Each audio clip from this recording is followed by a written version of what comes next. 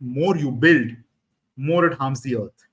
So somewhere you have to, as an architect, create that balance. You have to constantly strive and look for solutions that will create this balance, that you are not doing more harm to this earth than what has already happened. You're psychologically transforming the future generations by the spaces that you create, the cities that you build, the institutions that you make, the social housing that you do. Everything that you create ends up impacting the future generations. This is the industry that requires the use of technology at the highest level because the stakes are much higher. We combine the intuitive and the logical side, and to us, an AI platform is just another colleague working with us. Principles that I learned in the event industry, also in the architecture.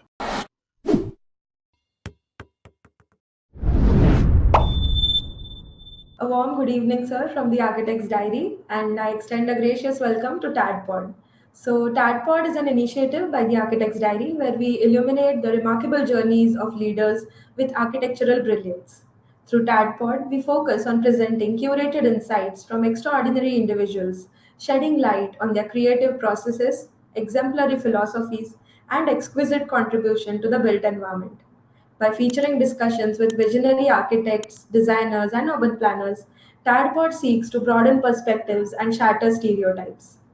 TADPod is more than an interview series. It's a platform for thought leadership, inspiration, and action, driving forward the course on architecture and design in pursuit of a better and more vibrant future.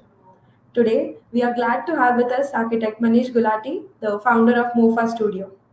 Manish Gulati is an architect from CEPT University, Ahmedabad, started his career in the corporate events and exhibition industry.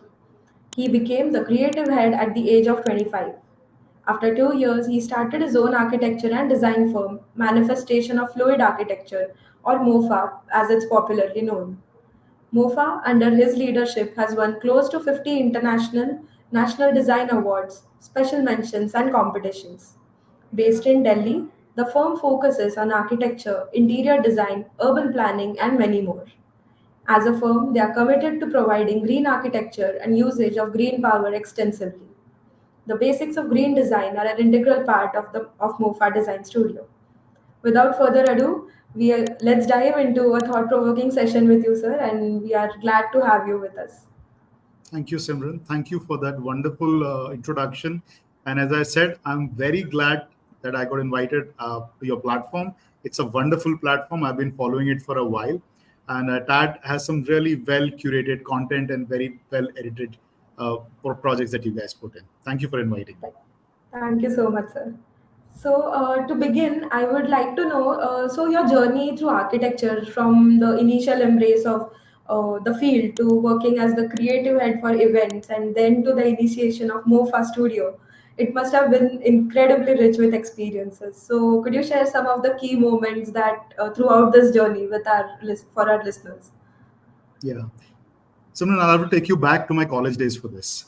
When I was in CEPT, architecture was a very different ballgame in those days. We didn't use computers. We didn't have, CAD was there, but it was just, we were hand drafting people. We used to work a lot with hands. So there was a very different time and era in those days when we were in CEP. And we had a very orderly arrangement in terms of how the education was imparted, how we had to do the projects. And we were working under a lot of masters. So, right from Bvdoshi sir to anantraje to a lot of masters who taught us directly. And there was a lot of discipline and order or rigor that we went through.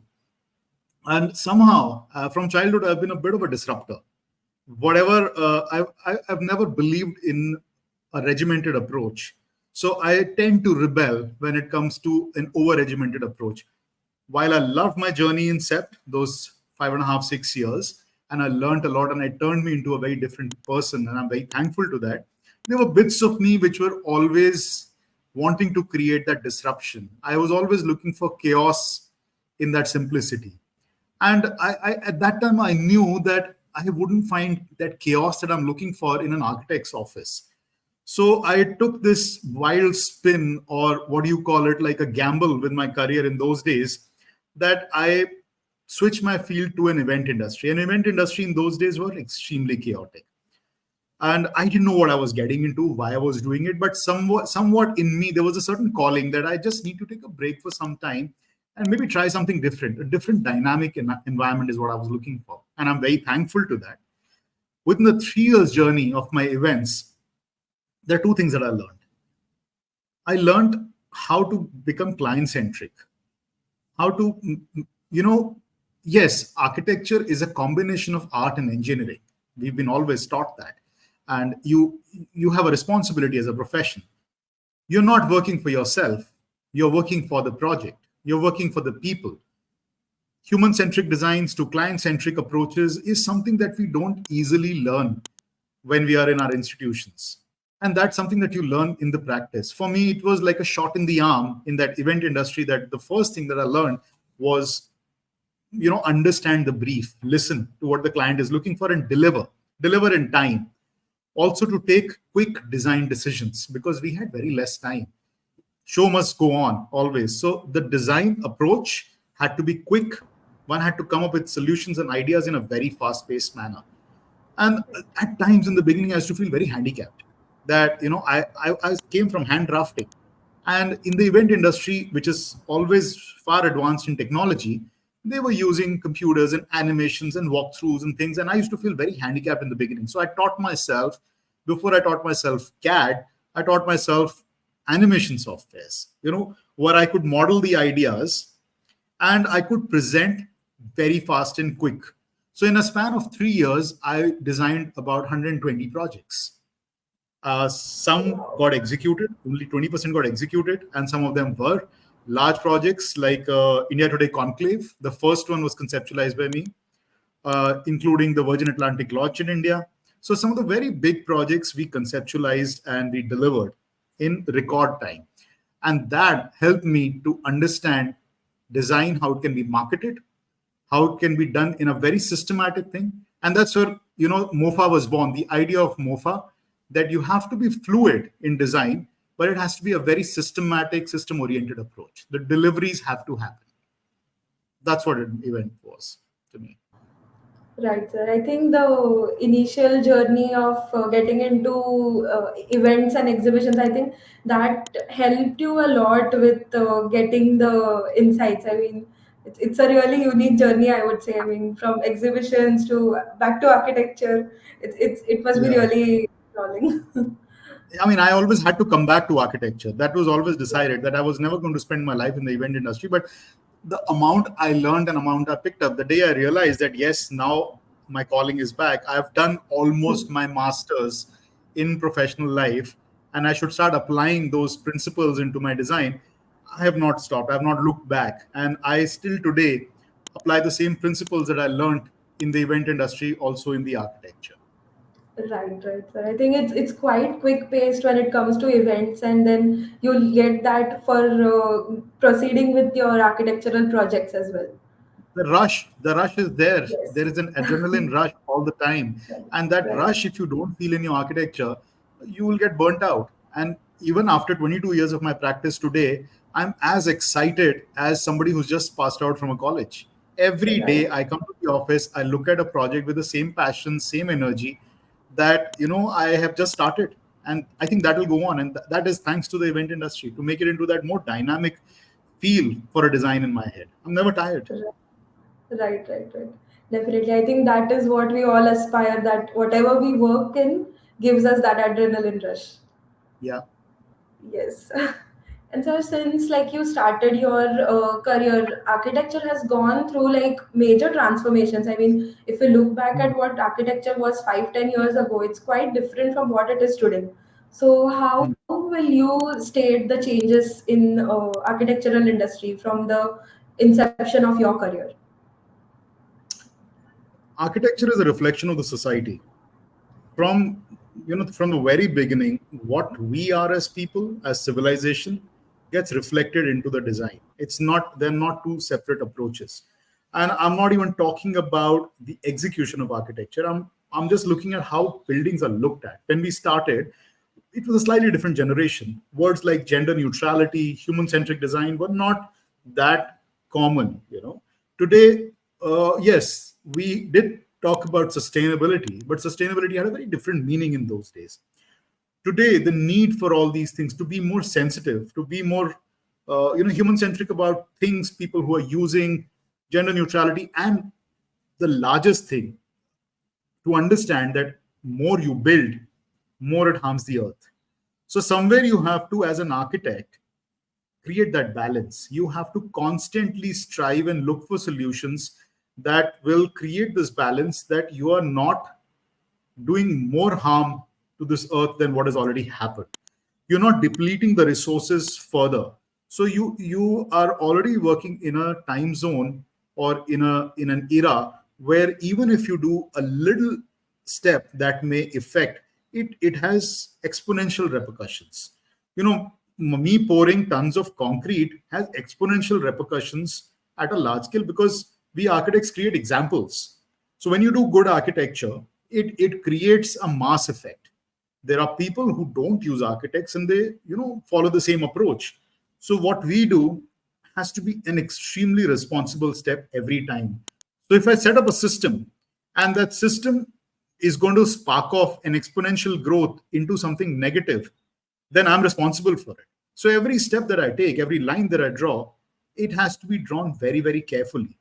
So what we have always strived for when it comes down to sustainability, and we are learning in last 20 years, is to create a very systematic approach. And I call MOFA now a systems-oriented firm, where we look at the right balance between art and technology, number one, design and engineering, number two, and number three, what we look at very, very clearly is that any system we put in, what is a large-scale repercussion it will have today and 20 years hence.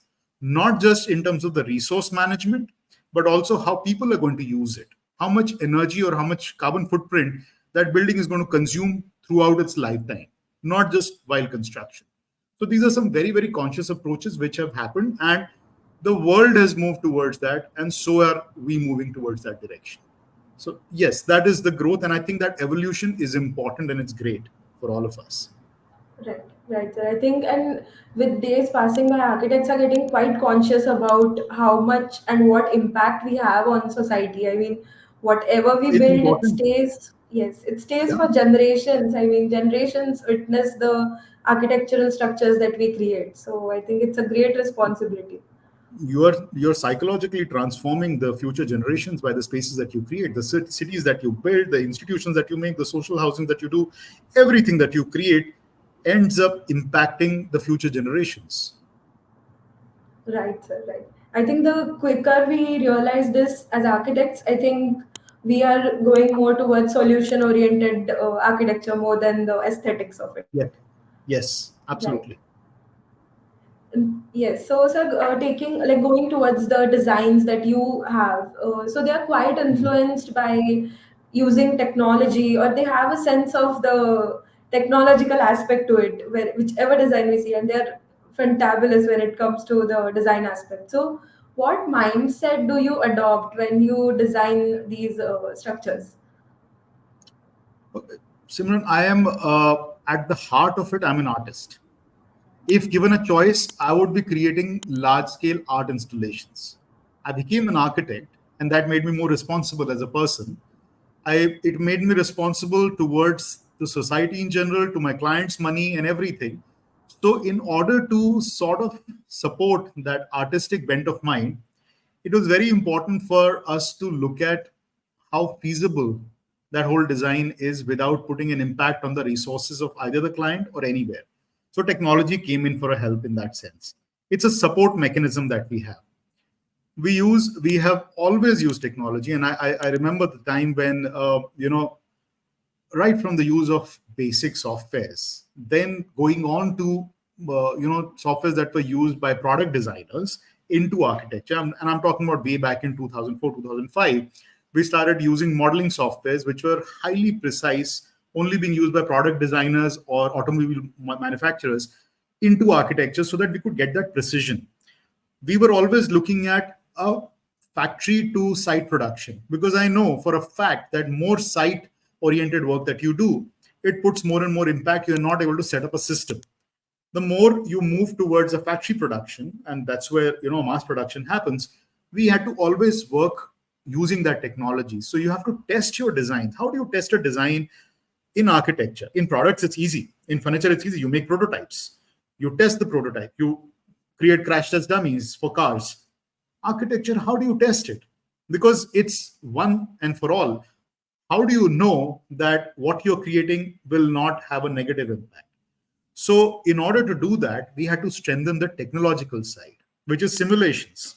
So, we had to, at every state, simulate the same conditions that would happen to a building throughout its lifetime at various levels, whether it is climatic, whether it is human beings using it, whether it's energy consumption.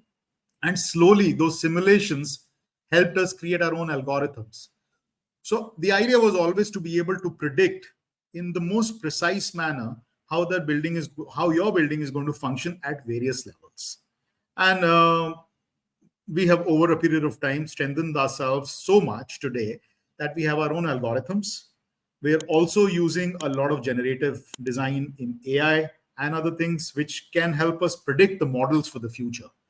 And what is, what is right for the future, what we think is going to create the least amount of impact, is where we use technology. So it's never the forefront. I've always been asked with various talks that, yes, I'm only talking about technology. Am I an engineer? Am I not doing architecture? Am I just a computational designer? They've put the term that I'm a parametric designer. I am an artist. Bottom line, MOFA has always been a very fluid thought process. We are a very democratic firm. Everybody designs out here. Even the interns design in my office. So it's not a one-person sort of top-down approach that we have. In order to have everybody feeling empowered or to be able to do that design, yes, it's a must that we take the support of a very strong technological platform that everybody learns in MOFA. And the moment you have that strong foundation that somebody can vet your designs, you're more confident. Even an intern is more confident in putting that design forward because they know that they have that back-end support available to them to vet that design. And that's what technology is to us. Right, sir. I think technology adds to the artistic side of architects, and it's not the either way. Like, generally, technology is quite misunderstood when it comes in Yes. architecture. And I said Right. this very clearly. Most of the architects, my generation, are scared to use technology because they think that they'll get replaced by technology. No. For me, it's left and right brain balance. I mean, Right. both brains have to work very in. Architecture is very important, as we have been discussing. You have to have the right balance of both the brains. So technology is just there to help the artistic side, to vet it. That you're not just taking a decision out of fancy. It's not a Right. fictional thing. Your building has to live and survive in a society. It impacts. So technology helps you to vet it and to see if you're taking a decision that is going to go off from what the impact it should have. Right, It's that right, simple. right, right. Today, I think, and people are quite scared of it, and they are somewhere thinking that technology is replacing the human touch to architecture, which is like architecture has always been about the emotions or the emotional quotient in the building. So, how do you, I mean, address that part of it as well? I'm a highly emotional person, and all of us are. We are. So building, the emotional factor of a building is not, it's the people who use that building. It's very important to understand this. When we do a private home versus when we do a public institution, they all use the collective consciousness of the people who are going to be using that. If it's a house, you're not looking at just your client. You're looking at everybody who uses that house permanently, non-permanently, future generations who are going to come and use it. So you create that sort of a psychological chart of how your spaces are going to affect. So you have to understand their lifestyles. We have a very detailed, interview form for every client when we do a house. It's called a wish list form. It's almost 6 to 7 pages that a client has to fill, and not just the main client. In our projects, even if there's a kid of 5 years, they've filled their wish list. So we have catered to wish lists at times of 15 people in a house, fulfilling everybody's requirement. That comes to that is just about a private home. When it comes to an institution, you have to predict those patterns. You have to predict the kind of people, the kind of students that are going to study in your universities. All of those things have to be understood. So To make it more and more human centric, you have to continuously evolve and understand and study the human behavior. And that's where the emotional factor comes in. When we Right. create architecture, it's for a larger vision. But at a micro level, any person who's using that building, any person who's using that space, it has to uplift the human spirit from the mundane. We live mundane lives, but a good architecture, through its storytelling, through its narrative, has the power to lift any and everybody from that mediocre, mundane level to something higher, something larger than life. One is always striving towards that, to do that little extra. Right. Right, sir. And so as we go towards the project, so you worked on quite diverse sectors of architecture. I mean, it's commercial, residential, public architecture. So which would be that one project which has had like quite an impact on you, which literally like moved you to the core? I think, I don't know, Simran, every project has been a learning into the next project. And I mean, in the past 22 years, if you've designed more than 170 or 180 projects today, I can't pick and point one single project. Yes, there have been milestones. A lot of projects have been milestones in terms of learning and taking us and evolving into the next stage. But there's no one project that has taught us one thing. Like NIFT campus in Kangla taught us to be sensitive or emotional towards the terrain and the environment, which is very, very sensitive. National Institute of Water Sports in Goa helped us understand to create how to fulfill the giant vision that the client had. The client had a vision at an international level to create a global icon in a place like Goa. So, how, with the government limited resources and the budgets, working with L1 contractors, how do you still fulfill that vision? So all forces, all energies were put in to make that building look, to make it functional, to make it usable for the years to come, but at the same time, never lose the large vision that the government started, 10 years ago. So every project that way, and residences have their own story. Every time you connect with people, you connect with families. We do multi-family residences in Delhi, which are very complex structures. So, there is just, I will give you examples of, you've seen a movie like Godfather, where there is a very complex family structure. So you've got, multiple people, various generations. And when we say that we'll design for every generation and everybody in the house, we mean it. We don't design for just one client. If there are 20 people in the house, we're designing for all 20. So to put all those complex variables together is, it's a good challenge. Designing a house for us sometimes is equivalent to designing a very large public institution. Both take the same amount of energy. So I can't pick point one project. Every project teaches me something different. Right. I I don't know think whether I've answered every that question or not. project, right? I think every project that an architect does, it like shapes you in a certain way and it takes you forward. And it's like at the end, it's a culmination of all the experiences you've had. Yeah, I mean, every new aspect you learn from every project, it helps you for the next project. And it's Right. not relevant that learning from a house will help you only in a house. The Right. multiple learnings across the various verticals has helped us shape our practice to become more and more aware of what we are as designers. What does this firm stands for? You start with a vision, but eventually, with more people joining in, with learning and doing new projects, that vision gets chiseled into a more concrete form. It's not just a dreamy or a cloudy idea. It becomes principles. So today, MOFA has a very strong systematic principles, and we're proud of it, the way we work. That those principles have helped us create a very strong foundation for us, and even for the future to come. Right, right. I think every project, every client, it just fine tunes the art aspect of an architect. Yeah, Right. yeah. And like we've been talking about technology. So even in architecture, like overall technology is like evolving really rapidly. And when it comes to architecture, also we've seen like right from AutoCAD to today AI like driving the designs. So how do you perceive this evolution impacting the creative process and outcome in architecture? Are you aware that architecture and the construction industry, the growth of technology is the slowest amongst any other profession in the world?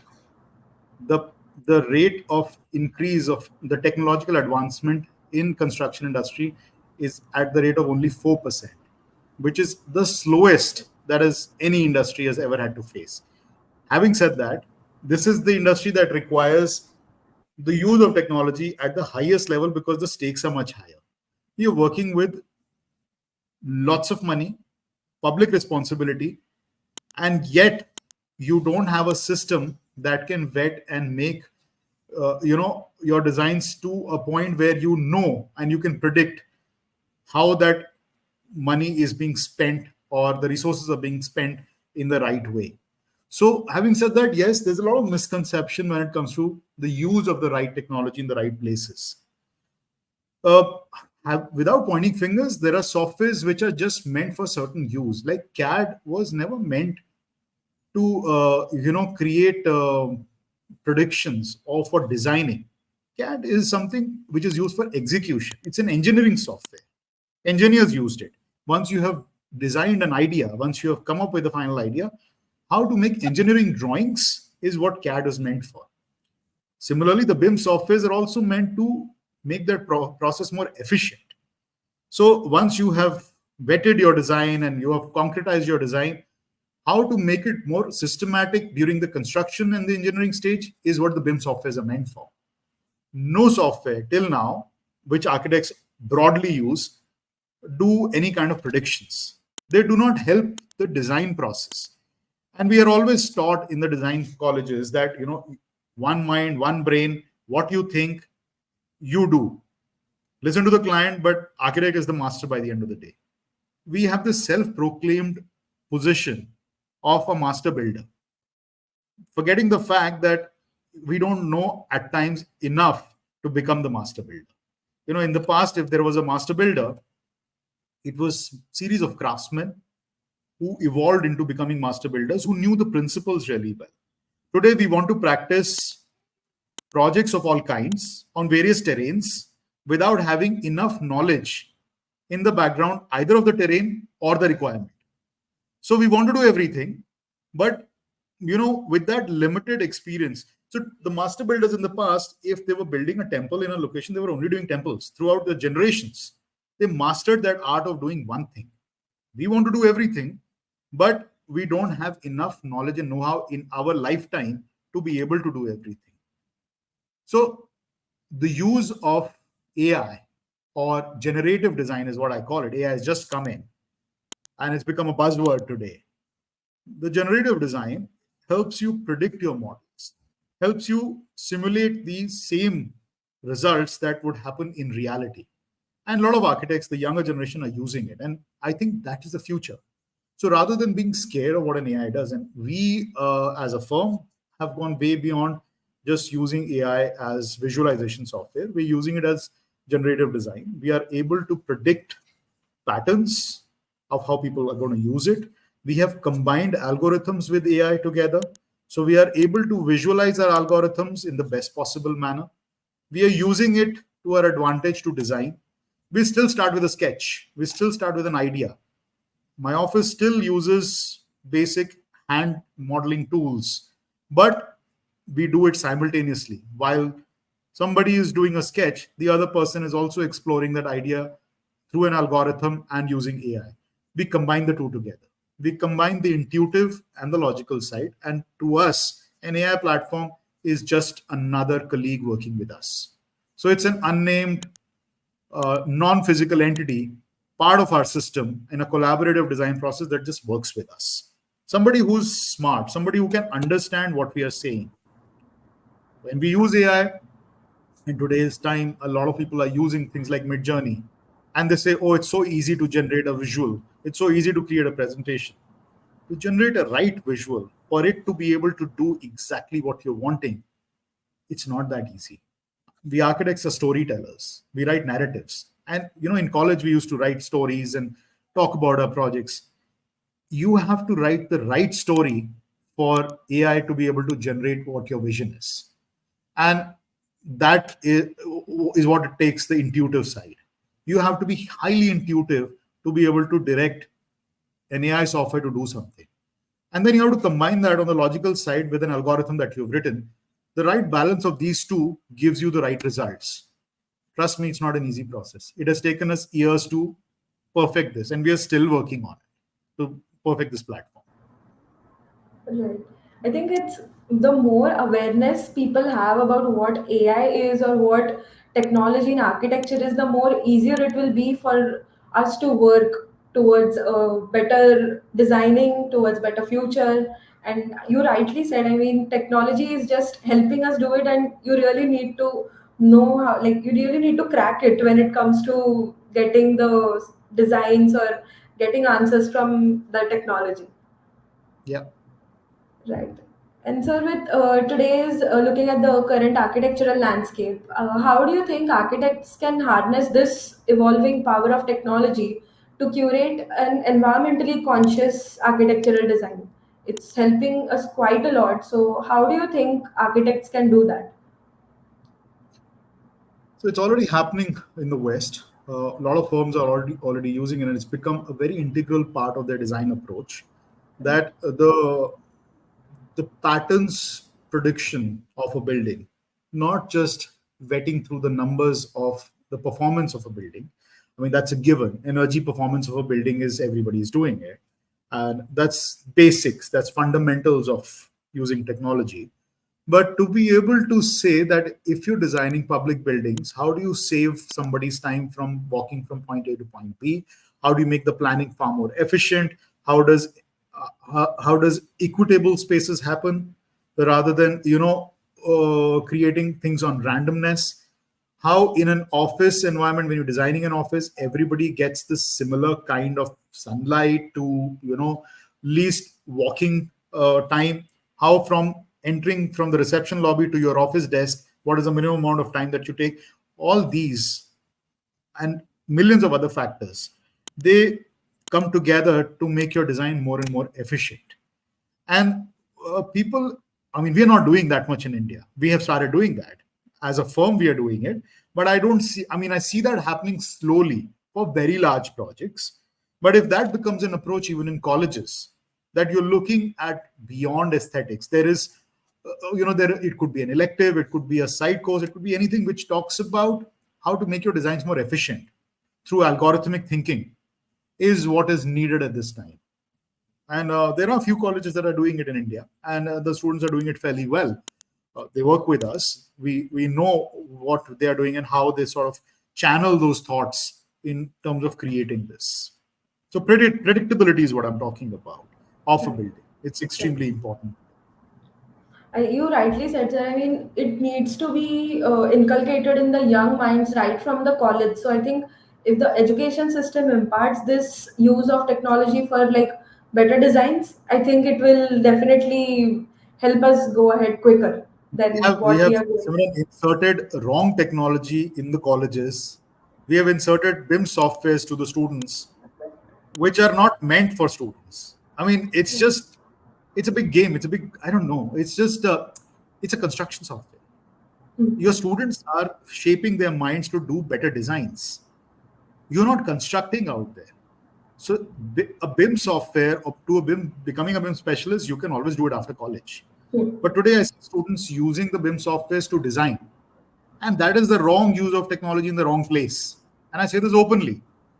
But 90% of the colleges today, and every student who comes in, say, oh, we did this 3D rendering or we did this modeling using a BIM software. And I say, where is the prediction pattern? How did you even come up with it? No, there's no answer. There's no question. People start on CAD, they go onto a BIM software, and there is no pre-thinking, intuitive thinking, or vetting of efficiency of a plan through any of these softwares. So somewhere, yes, we have to start teaching at the college level what is the right technology for the right time or the right use. Every design process is a stage. You have concept, you have resolution, you have construction and engineering. So there is a certain software which is meant for construction and engineering, and there are multiple other softwares which are meant for designing, for helping you that intuitive sense. They need to be inculcated. Right. I think by maybe, like as you said, by introducing electives or some seminars, I think the Yeah. education system needs to incorporate these little things. And maybe, like as time goes by, we will surely reach the point where everyone is using technology for the smallest of projects to understand the environmental effects of it. Yes. Right. And so with this pace of advancements in technology, how do you see the convergence of maybe AI or computational designs and architecture shaping the built environment in the future, like in the next 20, 30 years? The younger minds are doing it very well today, and I see a lot of good young firms which are collaborating well. And I'm not saying collaborate only with technology. The collaborations are happening across the board. Even, I mean, there are a lot of collaborations that are happening with non-designers. Today, I see in a public institution, architects collaborating with, social psychologists, sociologists, historians, people who are not related to design but have expertise in human-centric behavior. And those collaborations need to increase more and more. Architecture is not a sole forte of an architect.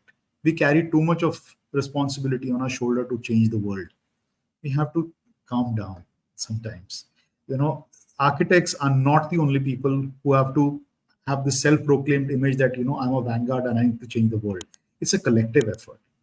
We are just a cog in the wheel. We have to create that environment of collaboration, of that growth, where people from various fields, first I say people, specialists, and then I say technology, all three come together and create a project that is for a larger good of the society, for the civilization. And those collaborations need to increase more and more and more in times to come.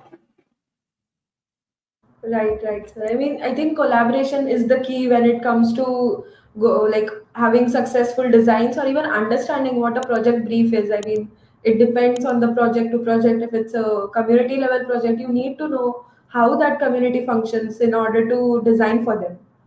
Absolutely. I mean, I remember we were doing a project, an office design for Delhi Pollution Control Committee, and Hmm. we wanted to use. I mean, we had an idea that the building would have zero carbon footprint, and it will also absorb or take away the pollution that's there in the micro environment in that area, the locally contextual pollution, right from the air to water.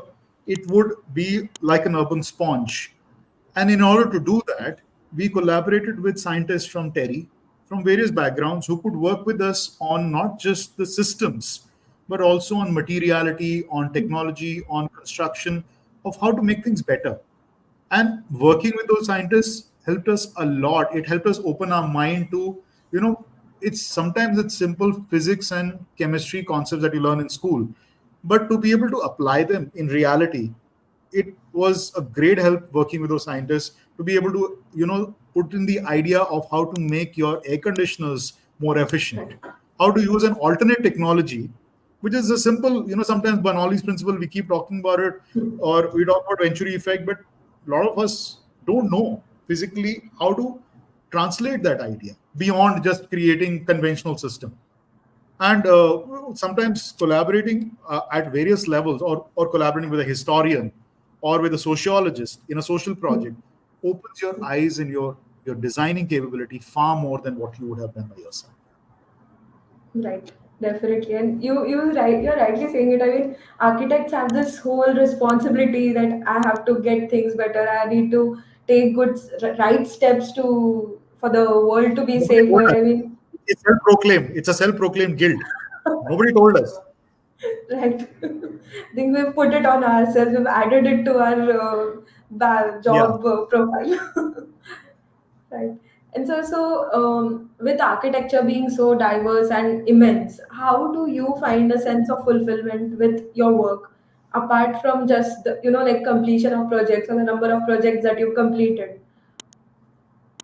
I mean, the whole process is, I'm passionate towards design. I love to design every scale and every kind of project. You even bring, a boat to be designed, I'll design it. You bring anything that needs designing, I love to design, simply. And the whole design process to me is magical because I'm dealing with so many variables. There are so many stakeholders in a design, right from the Right. client to the contractor to the people who are working on site, the skilled masons to craftsmen to people in the office, engineers. There's so many variables. There's so many people that you're interacting with on a day-to-day basis, and every day you're doing these multiple negotiations. An architect is a negotiator also.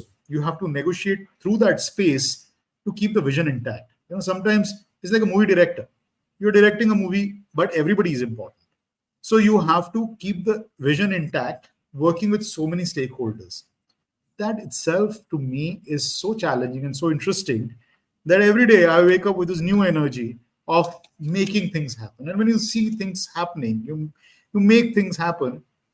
There is, I don't think one ever wants to retire from a profession like this. It's the most fulfilling profession. I don't think I would have done anything else if I was not an architect. This somehow is my raison d'etre. It's somehow, I'm not saying it defines me and I don't have anything to look beyond architecture, but yes, it gives me enough drive every morning to get out of the bed and do something exciting.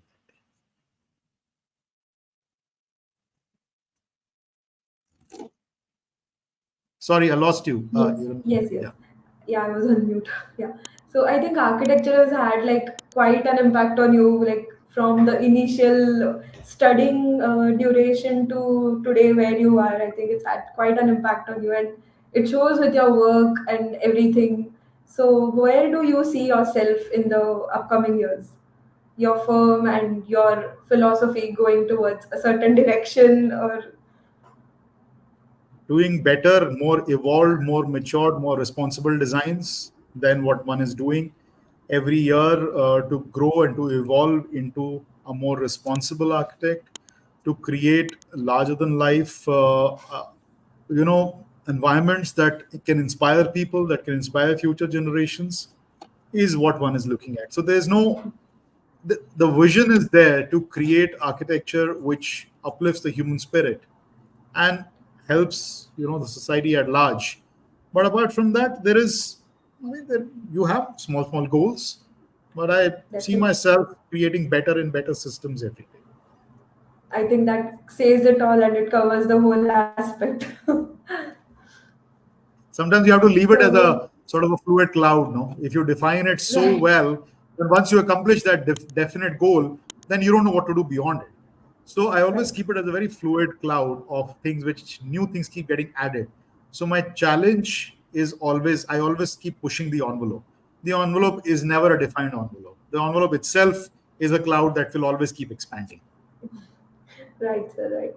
So, as we get to the end of the interview, what would be your one piece of advice for the young listeners and the young practices out there?